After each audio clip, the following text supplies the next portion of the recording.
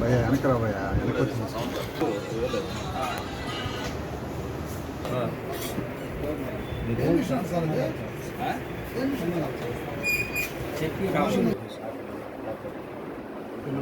भैया Apple charger निकाल नहीं नहीं आपके पास हाँ हाँ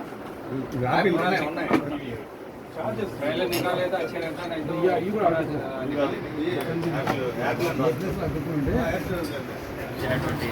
ప్రాపర్ బిల్స్ లేవు. అలాగే ఈ షాప్కి చెక్ చేయగా ఈ షాపులో ఆల్రెడీ గూగుల్కి సంబంధించినటువంటి ఈ అడాప్టర్ ఒకటి, ఇలా ఈ యాపిల్ ఫోన్కి సంబంధించిన ఛార్జర్కి సంబంధించినవి, దీనికి సంబంధించి శాంసంగ్, ఇలా మెయిన్ కంపెనీకి సంబంధించినవన్నీ కూడా డూప్లికేట్లు పెట్టడం జరిగింది. వీటి మీద ఎలాంటి బిల్స్ లేవు. కొన్నిటి మీద బిల్స్ లేకపోయినా కూడా వీళ్ళు సొంతంగా ప్రింట్ చేసి దాని మీద రేటు ఫిక్స్ చేయడం జరిగింది.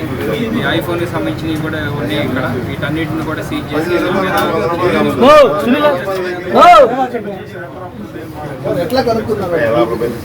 యాక్చువల్గా మా వాళ్ళని పంపించాము. ఇక్కడ వస్తువులు కొనిపించినాము ముందుగానే. మాకు వచ్చిన సమాచారం మేరకు నిన్న సాయంత్రం మళ్ళీ ఒకసారి వెరిఫై చేసుకుని మార్నింగ్ మా వాళ్ళని పంపించి ఈ వస్తువులు కొనిపించిన తర్వాత ఈ షాపులోకి రావడం జరిగింది. ఏ షాపులు సార్? మొత్తం 3 షాపులు, దీనికి సంబంధించిన గోడౌన్స్ కూడా ఉన్నాయి.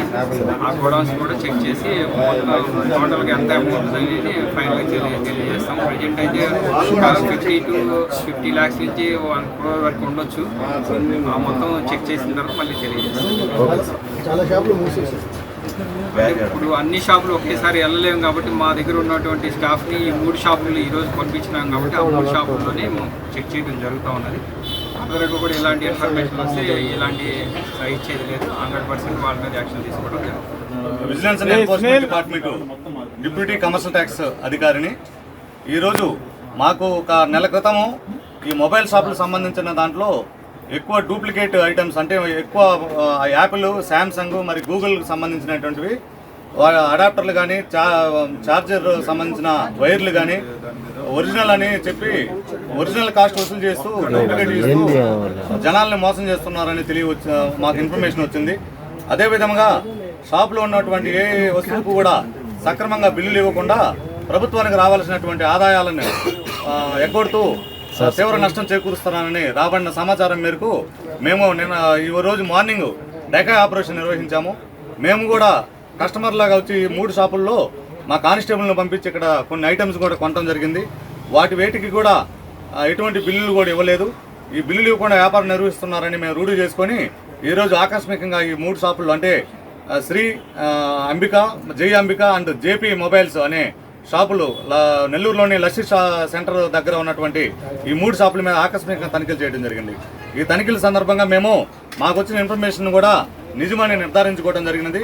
ఇక్కడ యాపిల్ సంబంధించి, శాంసంగ్ సంబంధించి, గూగుల్ సంబంధించి అడాప్టర్లు మరియు కేబుల్ వైర్లు అన్నీ కూడా మాకు లభ్యమయ్యాయి.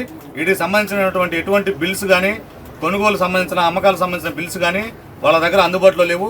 అదేవిధంగా వీళ్ళకి వ్యాలిడ్ GST లైసెన్స్ కూడా లేదని తేలింది కొన్ని షాపుల్లో.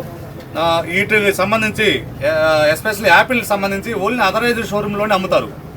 వీళ్ళకి అథరైజ్డ్ షోరూమ్ తప్ప బయట షోరూమ్కి యాపిల్ కంపెనీ ఎట్టి పరిస్థితుల్లో ఏ వస్తువును కూడా సరఫరా చేయదు. వీళ్ళకి అథరైజ్డ్, వీళ్ళకి ఒకవేళ సప్లై చేయాలన్నా వీళ్ళకి యాపిల్ కంపెనీ నుంచి వీళ్ళకి పర్చేజ్, కొనుగోలు, అమ్మకాలకు సంబంధించిన వీళ్ళ అగ్రిమెంట్ కుదుర్చుకుంటే మాత్రమే యాపిల్ కంపెనీ వీళ్ళకి ఈ సరఫరా చేస్తుంది. అంటే వాళ్ళ దగ్గర అగ్రిమెంట్లు ఎటువంటి ఉండవు కాబట్టి ఇవి డూప్లికేట్ అన్నట్టే. ఇవి కూడా మేము నిర్ధారించుకోవడానికి దగ్గరలో ఉన్నటువంటి నెల్లూరులో ఉన్నటువంటి యాపిల్ షోరూమ్ కూడా పంపించి మేము నిర్ధారణ చేసుకుంటాము. అదేవిధంగా GST ఎగవేస్తున్నారు. ఈ షాపులో ఉన్నటువంటి అన్ని సరుకుల వివరాలను కూడా నేను నమోదు చేసుకుంటున్నాం. కొన్నిటిపైన MRP లేదు. MRP లేకుండా అమ్మటం కూడా ఈ ప్యాకింగ్ వస్తువుల నిబంధనలకు అతిక్రమణ కావున లీగల్ మెట్రాలజీ డిపార్ట్మెంట్ వారికి కూడా ఇన్ఫార్మ్ చేశాము. వాళ్ళు కూడా ఇంకొక 1 అవర్లో వస్తారు, వీళ్ళ మీద చర్యలు తీసుకోవడం పడుతుంది లీగల్ మెట్రాలజీ డిపార్ట్మెంట్ వారి తరఫున కూడా. ఈ సరుకును మొత్తం కూడా సీజ్ చేసి తదుపరి చర్యల నిమిత్తం GST అధికారులకు అప్పచెప్పబడుతుంది. అదేవిధంగా ఏదైతే డూప్లికేట్గా నిర్ధారణ అయిన వస్తువులన్నింటినీ కూడా సీజ్ చేసి పంచనామా నిర్వహించి సంబంధిత పోలీస్ స్టేషన్లో కూడా ఫిర్యాదు చేసి వాళ్ళ మీద క్రిమినల్ యాక్షన్ తీసుకోబడుతుంది కూడా ఈ సందర్భంగా తెలియజేసుకుంటాం.